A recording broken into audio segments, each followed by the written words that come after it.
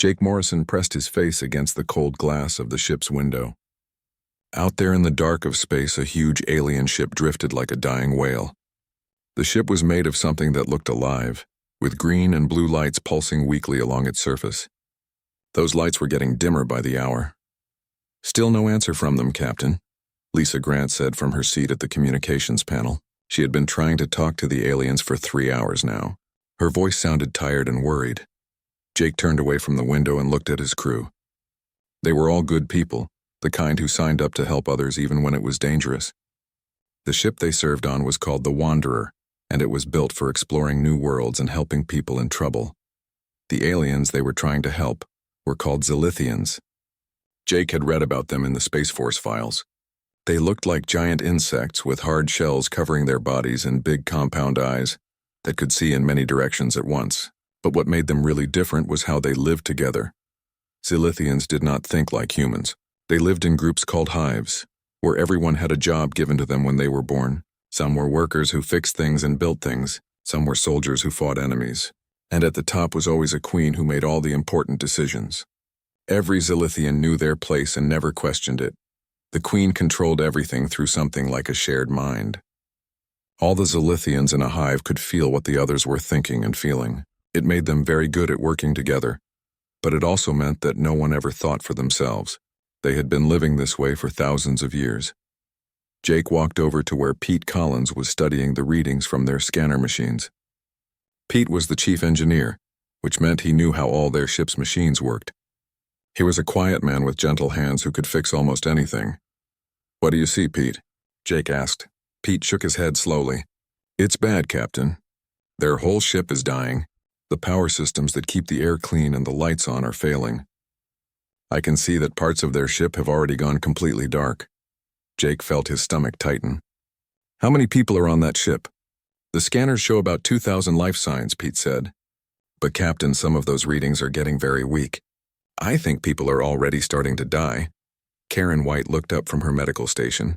She was the ship's doctor, and she had been studying the Zilithian readings too. "Captain, I'm seeing something strange. A lot of the weakest life signs are coming from one section of their ship. The readings suggest they might be young Zilithians, maybe even babies." Jake frowned. This did not make sense. Why would the young ones be the weakest? In human society, adults always took care of children first when there was trouble. "Captain," Lisa said suddenly, "I'm picking up some internal communications from their ship. The universal translator is working on it now." Everyone gathered around Lisa's station as the computer worked to change the alien words into English. What they heard made Jake's blood run cold. The voice was cold and mechanical, like a machine giving orders. "Food supplies will be distributed only to combat units and essential workers. Nursery sections are to be sealed. Young drones and weak units will receive no further resources. This is for the survival of the hive." Jake stared at the speaker in shock. "They're cutting off their own children?" Karen's face had gone white. "Captain, in Zilithian society, when resources get low, they sacrifice the weak to save the strong. It's how they've survived for so long. They think it's logical." "Logical." Jake's voice got louder. "They're talking about letting babies starve." Pete put a hand on Jake's shoulder. "Captain, we knew they were different from us. Their whole society is built around the idea that the group is more important than any individual. To them, a baby that can't contribute to the hive is just using up resources." Jake walked back to the window and looked at the dying alien ship. He thought about his own daughter back on Earth. She was only 6 years old, with bright eyes and a laugh that could make him smile even on the worst days. The idea of anyone abandoning a child because they were not useful made him feel sick. "Captain," Lisa said quietly, "the Galactic Council told us to offer help, but they also said not to interfere with alien cultural practices. If the Zilithians want to handle this their own way." "I don't care what the Council said," Jake replied firmly. "There are children dying over there." Dr. Susan Clark, their alien expert, had been quiet during the whole conversation. Now she spoke up. "Captain, I should tell you something about Zilithian young. They're not like human children. They don't have individual personalities until they get older. The adults see them more like seeds that might grow into useful workers someday. But they're still alive," Jake said. "They still feel hunger and pain and fear." Susan nodded sadly. "Yes, they do. But the Zilithians have been taught for thousands of years that personal feelings don't matter. Only the survival of the hive matters. Jake made a decision. Lisa, send a message to that ship. Tell them we have food, medicine, and power cells. Tell them we want to help. Yes, sir, Lisa said, though she looked worried. They waited for almost an hour before an answer came back. The voice that replied was proud and cold. Human vessel, we did not ask for your help. We do not need your help. Our hive will survive or die according to our ancient ways. Do not interfere with us. Jake looked around at his crew. He could see the same anger and sadness in their faces that he felt in his heart. They had traveled across the galaxy to help these people, and they were being told to go away while children suffered. Send another message, Jake said. Tell them we'll stay nearby in case they change their minds. As the hours passed, the lights on the alien ship grew dimmer. The scanner readings showed more and more life signs getting weaker. Somewhere in that ship, young Zilithians were dying while their own people watched and did nothing. Jake Morrison had spent 20 years in space, and he had seen many strange and terrible things. But he had never seen anything that went against everything he believed about right and wrong as much as this. He knew that by the end of this, either those children would be saved, or he would have to live with the knowledge that he had failed them. He was not going to let that happen. Alex Bennett put on his spacesuit and checked all the seals twice. He was going to lead the first team onto the alien ship, and he wanted to make sure everything was perfect. With him were Karen White, the doctor, and Susan Clark, who knew more about aliens than anyone else on their ship. The Zilithian ship was like nothing Alex had ever seen before. When their small shuttle attached to it, he could feel the whole thing vibrating like it was breathing. The walls were not made of metal like human ships. Instead, they seemed to be made of something that had grown, like the inside of a giant tree. When they stepped inside, Alex felt like he was walking through the body of some huge animal. The corridors curved and twisted in ways that hurt his eyes to look at. Strange blue-green light came from veins in the walls that pulsed with a steady rhythm. The air smelled like flowers and electricity. Stay close together, Alex said into his radio.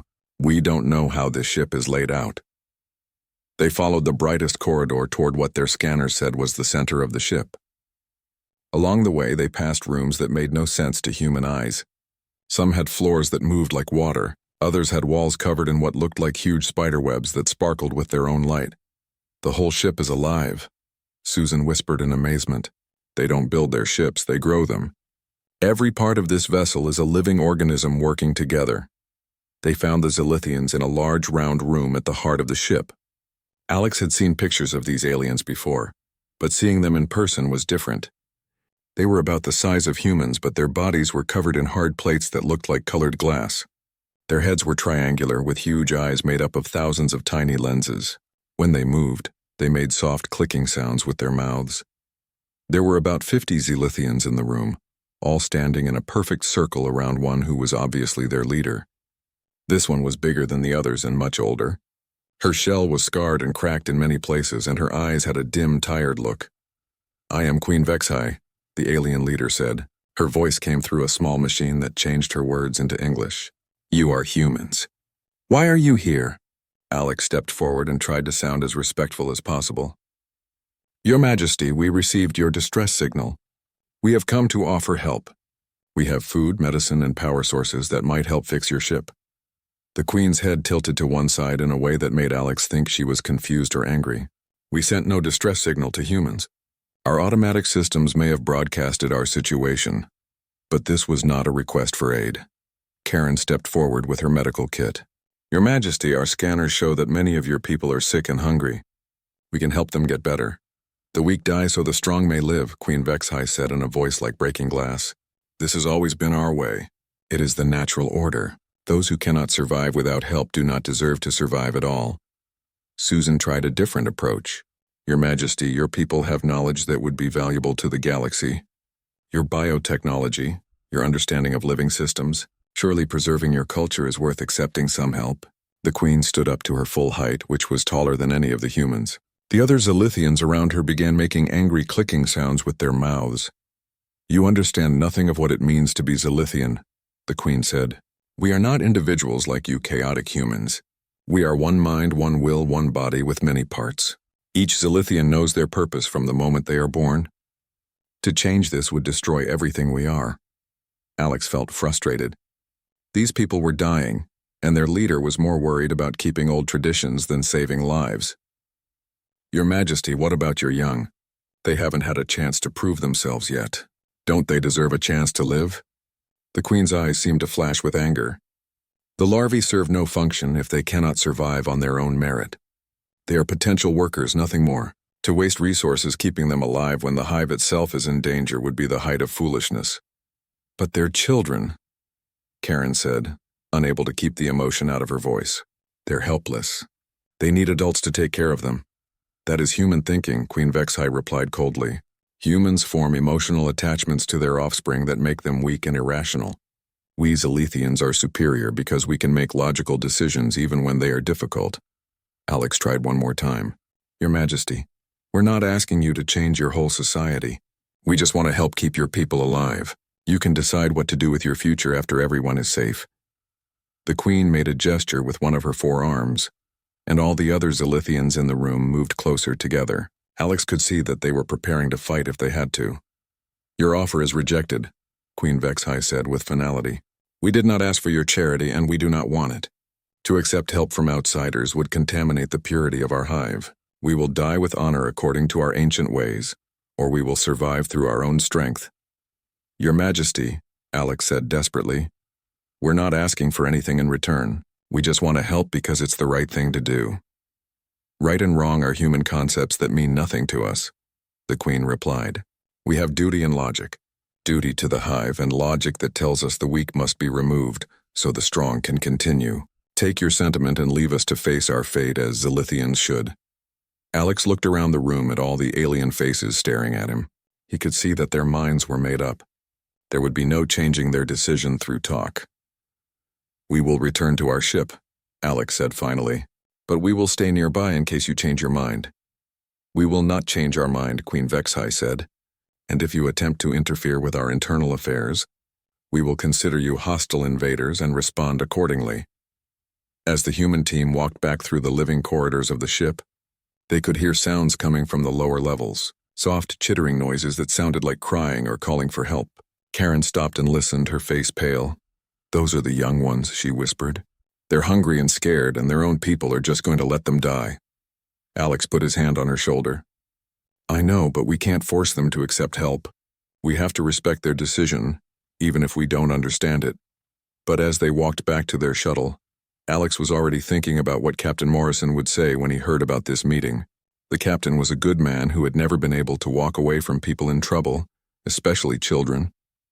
This was not going to be the end of the story. When they got back to the Wanderer, Alex made his report to the captain and the senior staff. He told them about the Queen's refusal and her reasons for it. He told them about the dying ship and the 6 Zilithians who would not accept medicine. And he told them about the sounds of young aliens crying in the dark lower levels of the ship. Captain Morrison listened to it all without saying a word. When Alex finished, the captain was quiet for a long time. Finally, he looked up with determination in his eyes. Thank you for the report, Commander. Now let's figure out what we're really going to do about this. Jake Morrison sat at the head of the conference table and looked at each of his senior officers. The meeting room was quiet except for the soft hum of the ship's engines. Everyone was waiting for him to speak, but Jake was still thinking about what Alex had told them. Karen White broke the silence first.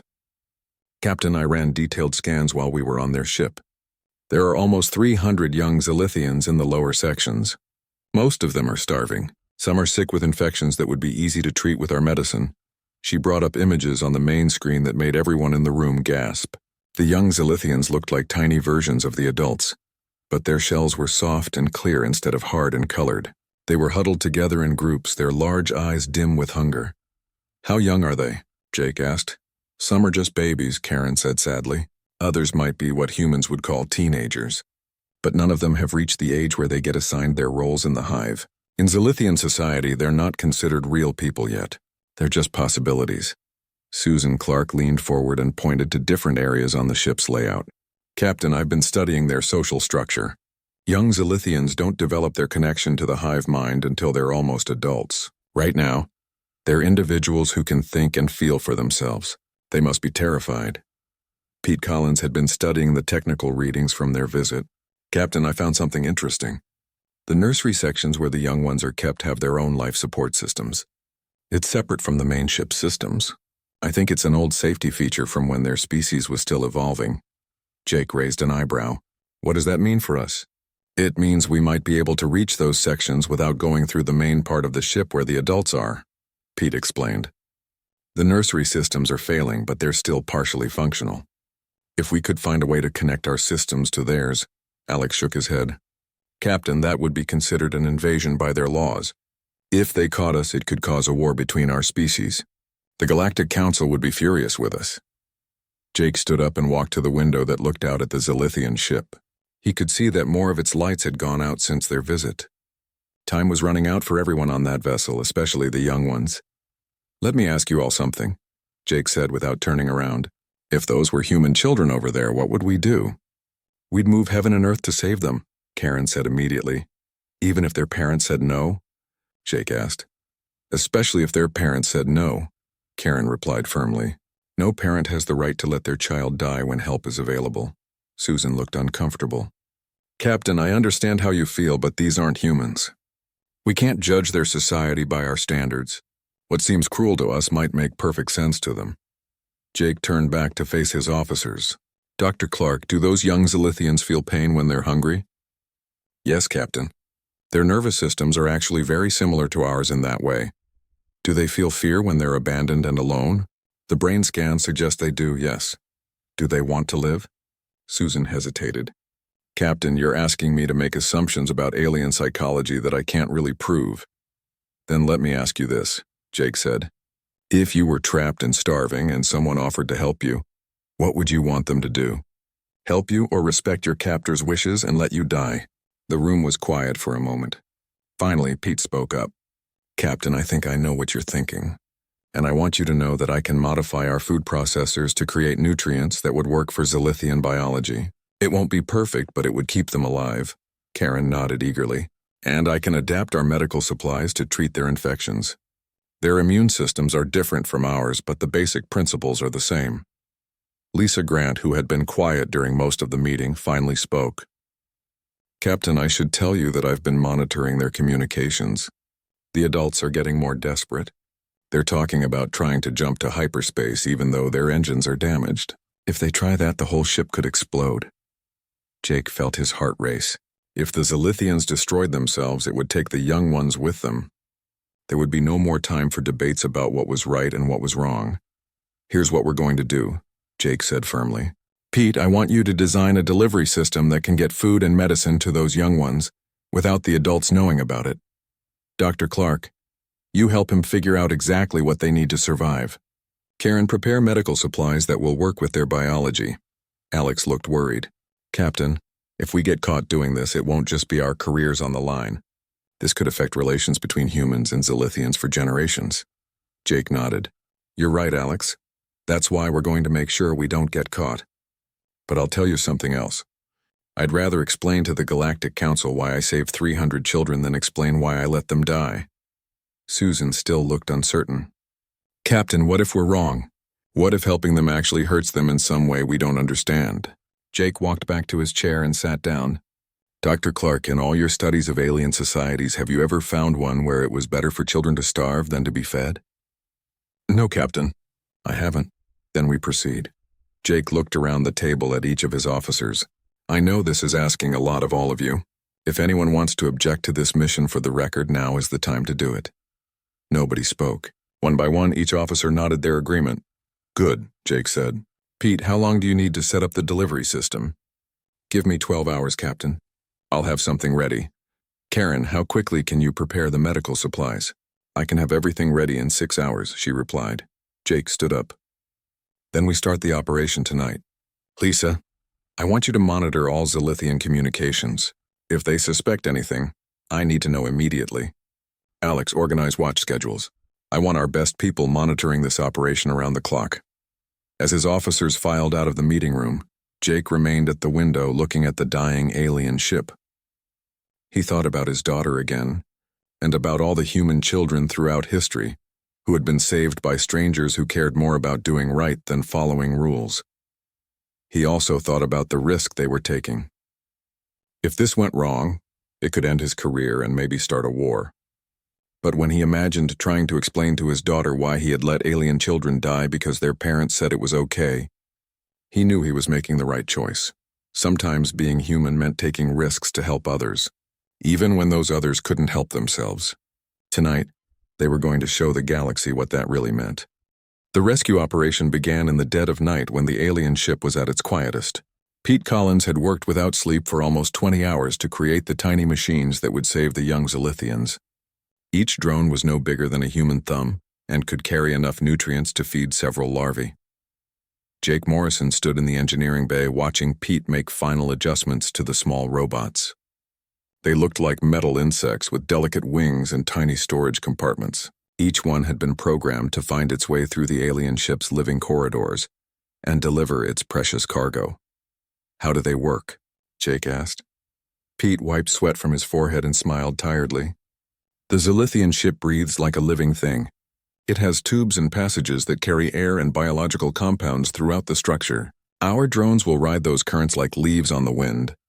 Susan Clark had been working alongside Pete to create the perfect food mixture for young Zilithians. She held up a small container of brown liquid that looked like thick soup. "This contains all the proteins and nutrients that Zilithian larvae need to survive," she explained. "It's not exactly the same as what their parents would give them, but it's close enough to keep them alive and help them grow stronger." Karen White was preparing the medical supplies that would go with the second wave of drones. She had created a mist that could fight the infections spreading through the nursery areas. "The young ones are getting sick because the air cleaning systems in their sections have failed," she said. "This medicine will help their bodies fight off the infections, and it will also clean the air they breathe." Lisa Grant was monitoring all communications from the alien ship. The adults were still focused on their own survival and had no idea that humans were preparing to help their abandoned children. "They're still debating whether to try jumping to hyperspace," Lisa reported. "Some of them want to try it, but others think it's too dangerous with their damaged engines." Jake felt his stomach tighten. If the Zilithians tried to jump through hyperspace with a damaged ship, the results could be catastrophic. They needed to start the rescue operation immediately. "Pete, are the drones ready?" "Ready as they'll ever be, Captain. I've got 50 drones loaded and programmed. They know where to go and what to do when they get there." Jake nodded. "Launch them." Pete activated a control panel and the first group of tiny drones flew out of the Wanderer toward the alien ship. They were so small that the Zilithian sensors would not detect them. To anyone watching, they would look like space dust or debris. The crew gathered around the monitoring stations to watch the drones' progress. Each little robot sent back a signal showing where it was and what it was seeing. The images that came back showed the inside of a ship that was slowly dying. The drones flew through passages that pulsed with weak light. They passed chambers that had once been full of activity, but were now dark and empty. The ship's biological systems were shutting down section by section as they ran out of energy. It took 2 hours for the first drones to reach the nursery areas. When they did, the images they sent back made several crew members gasp with emotion. The young Zilithians were huddled together in groups, their soft shells barely glowing with life. Some were so weak they could barely move. Others were trying to take care of the smallest ones, sharing what little warmth and comfort they could provide. The drones began releasing their nutrients in small drops, just like the way parent Zilithians would feed their young. The hungry larvae detected the familiar proteins immediately and began to feed eagerly. "It's working," Karen whispered, watching the medical readings. "Their vital signs are already getting stronger." But the operation was not without dangers. During the second wave of deliveries, one of the drones malfunctioned and crashed in a corridor near where the adult Zilithians lived. The crew held their breath as alien workers investigated the strange object. Fortunately, the adult Zilithians were so focused on their own problems that they assumed the drone was just debris from their failing ship. They disposed of it without giving it much thought. As the hours passed, the human crew established a routine. Every 4 hours, a new group of drones would make the dangerous journey to deliver food, medicine, and supplies to the nursery areas. Jake barely left the bridge during this time, watching every detail of the operation. On the second day, something remarkable happened. The young Zilithians, strengthened by proper nutrition and medical care, began to move around more. They started communicating with each other in ways their parents never did. Instead of following rigid rules about who was important and who was not, the young aliens began helping each other. The stronger ones shared their food with the weaker ones. They created warm nests where the sick could rest and recover. "Captain," Susan said with excitement in her voice, "I think we're seeing something that's never happened before in Zilithian society. These young ones are learning to care for each other as individuals, not just as parts of a hive." Dr. Clark had been studying the brain patterns of the young Zilithians through the drone's sensors. What she found was amazing. "Their neural pathways are developing differently than normal," she explained. "Usually, young Zilithians slowly lose their individual thinking as they get connected to the hive mind. But these ones are maintaining their personal thoughts while also learning to cooperate." Jake watched the images of young aliens helping each other and felt a warm feeling in his chest. They were not just saving lives. They were watching the birth of a new kind of society. But their secret operation faced a new challenge on the third day. The adult Zilithians were becoming more desperate and unpredictable. Some wanted to try the dangerous hyperspace jump immediately. Others wanted to shut down all non-essential systems and wait for death. "Captain," Lisa reported, "I'm picking up increased activity in the adult sections. They're moving around more, checking different parts of the ship. If they discover the nursery areas have been receiving outside help." Jake knew what that would mean. The adult Zilithians would see the human aid as contamination of their pure society. They might decide to kill the young ones themselves rather than let them be influenced by alien ideas. The rescue operation entered its most dangerous phase. The drones had to be even more careful to avoid detection, while still delivering the supplies that kept the young Zilithians alive. Every delivery was a risk that could expose the entire mission, but Jake and his crew were determined to continue. They had seen what the young aliens could become when they were free to think and care for themselves. They had witnessed the birth of compassion and cooperation in a species that had forgotten what those things meant. On the fourth day, Pete made an important discovery. "Captain, the young ones are learning to help with the deliveries. They've figured out how to guide our drones to the ones who need help most. They're actually cooperating with us." Jake smiled as he watched the monitor showing young Zilithians carefully directing a tiny drone toward a group of sick larvae. These children were not the mindless drones their parents expected them to become. They were individuals with their own thoughts and feelings, capable of kindness and wisdom. The rescue operation continued through the night, with human technology and alien compassion working together to save lives. Each drop of nutrients delivered was a promise that the weak did not have to be abandoned, that the young deserved a chance to live and grow. But Jake knew that their secret could not last forever. Soon the adult Zilithians would discover what had been happening in the nursery areas. When that moment came, everything would change forever. The moment Jake Morrison had been dreading came on the fifth day of the rescue operation. He was drinking coffee on the bridge when Lisa Grant suddenly straightened at her communication station. "Captain," she said with surprise in her voice, "I'm receiving a transmission from the Zilithian ship, but it's not coming from the adult sections. It's coming from the nursery areas." Jake nearly dropped his coffee cup. "The young ones are calling us?" "Yes, sir." "And, Captain, they're not using the Hive communication system. This is an individual transmission, like what humans would send." Jake hurried to Lisa's station as she put the message through the speakers. The voice that came out was unlike any Zilithian voice they had heard before. It was soft and uncertain, but also brave and determined. "Human ship wanderer, this is... We are the young ones of the ship nest of memories. We know you have been bringing us food. We know you have been healing our sickness. We want to thank you and to speak with you." Jake felt his heart pounding. "Put me through to them," he said quietly. Lisa activated the communication channel. Jake took a deep breath before speaking. "This is Captain Jake Morrison of the Wanderer. Are you safe? Are all of you well?" "We are much better now because of your kindness," the young voice replied. "We have been learning many things while we grow stronger. We learn that we can think our own thoughts, not just the Queen's thoughts. We learn that helping each other makes us all stronger." "Is this what you humans call being individuals?" Before Jake could answer, alarms began blaring throughout the alien ship. Red lights flashed in the sections where the adults lived. Queen Vexhai had detected the unauthorized communication. "Captain," the young voice said urgently, "the Queen Mother comes with her warriors. She is very angry that we have spoken to you. We have sealed our chamber doors, but they will not hold for long. Jake watched his scanner displays as armed adult Zilithians moved rapidly toward the nursery sections. His hands clenched into fists as he realized what was about to happen. "Captain," Alex Bennett said from his station, "if those young ones have truly developed individual consciousness, the Queen will see them as a disease that could spread to the entire hive. She might order them killed." Susan Clark was studying the readings from the nursery areas. "Captain, something incredible is happening. The young ones are changing their own biology somehow. They're forcing themselves to mature faster, trying to reach adulthood before the Queen can silence them." What happened next would become one of the most famous moments in the history of contact between different species. The young Zilithians, nourished by human food and inspired by human ideas about individual worth, began to speak not just to the humans, but to their own people. Their voices came through every communication system on the bioship, reaching every adult Zilithian who was still alive. But instead of the mechanical, emotionless speech of the hive mind, these were the voices of individuals speaking from their hearts.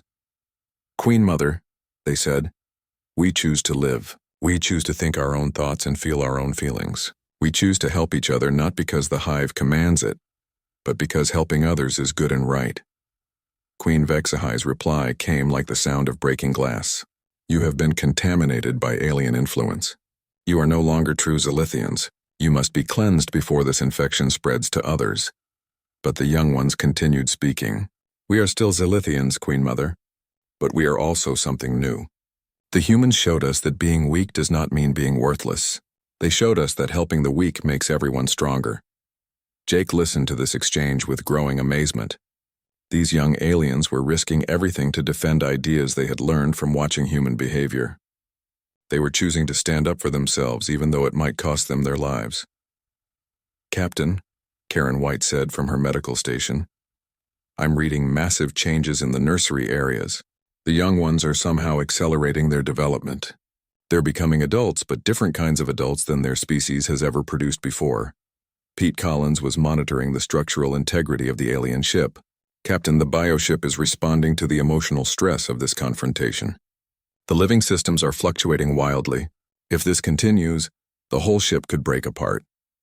Jake made a decision that would change the course of history for both species. "Lisa, open a channel to Queen Vexhai. Put me through to her directly." "Captain Morrison to Queen Vexhai," Jake said in his most formal voice. "Your Majesty, I take full responsibility for what has happened. My crew and I provided aid to your young ones without your permission. If you wish to punish someone, punish us, not them." The Queen's reply was filled with cold fury. "You have destroyed thousands of years of genetic purity with your chaotic human ideas. These larvae were meant to become perfect servants of the hive. Now they are ruined, thinking individual thoughts and feeling personal emotions." "Your Majesty," Jake said carefully, "maybe being perfect servants is not the only way to live. Maybe your young ones can teach you something new about what it means to be Zilithian." What followed was a conversation unlike any that had ever taken place between species. The adult Zilithians, led by their queen, argued for the old ways of strict hierarchy and collective thinking. The young ones, speaking with voices full of new confidence, argued for a different path. "We do not reject the hive," the young ones explained. "We want to make the hive stronger by adding individual creativity to collective wisdom. We want to work together because we choose to, not because we have no choice." Queen Vexhai was silent for a long time. When she finally spoke, her voice sounded tired and uncertain. "If I allow this change, we will no longer be the Zilithians our ancestors were. We will become something new and unknown." "Yes, Queen Mother," the young ones replied, "but we will still be your children, and we will still love and respect you, even if we also think for ourselves." The bioship nest of memories drifted in space for 3 more days while this historic debate continued. In the end, it was the practical needs of survival that forced a decision. The ship was dying, and only by working together could they save it. The young Zilithians, with their new individual creativity, found solutions to technical problems that the rigid adult minds had missed. The adults, with their knowledge and experience, provided the resources needed to implement these solutions. When the nest of memories finally limped into human space 2 weeks later, it carried 2 different but cooperating societies. The traditional adult hive maintained their collective decision-making in some areas, while the new generation of individual thinking Zilithians contributed their creativity and innovation in others. Queen Vexhai, in her final official communication to Captain Morrison, said something that would be remembered for generations. You humans taught our young that strength comes not from abandoning the weak, but from lifting them up. This idea nearly destroyed us, but it also saved us. We are no longer the same species we were, but perhaps we are better. The young Zilithians went on to become some of humanity's closest allies in space. They created new communities where the efficiency of hive thinking combined with the innovation of individual creativity. Their success inspired other species to reconsider their own rigid traditions. Captain Jake Morrison's official report to Earth Command ended with these words. We came to rescue a dying alien ship and found ourselves witnessing the birth of a new form of consciousness. The Zilithian adults refused to help their own young, so we fed them drop by drop until they were strong enough to save themselves. In doing so, we learned that sometimes the greatest gift you can give someone is not just food or medicine, but the knowledge that they matter as individuals. Years later, when Jake's own daughter asked him about the most important thing he had ever done in space, he told her about the young aliens who learned to think for themselves because someone cared enough to keep them alive. He told her that sometimes being human means helping others even when it's dangerous, even when it's against the rules, and even when the people you're helping can't help themselves. The story of the Nest of Memories became a legend told throughout human space and beyond. It was the story of how compassion could change not just individual lives but entire civilizations. It proved that sometimes the most powerful force in the universe is not weapons or technology, but the simple willingness to care for those who cannot care for themselves. And in the end, it showed that the best of humanity is not our strength or our intelligence, but our refusal to let others suffer when we have the power to help them.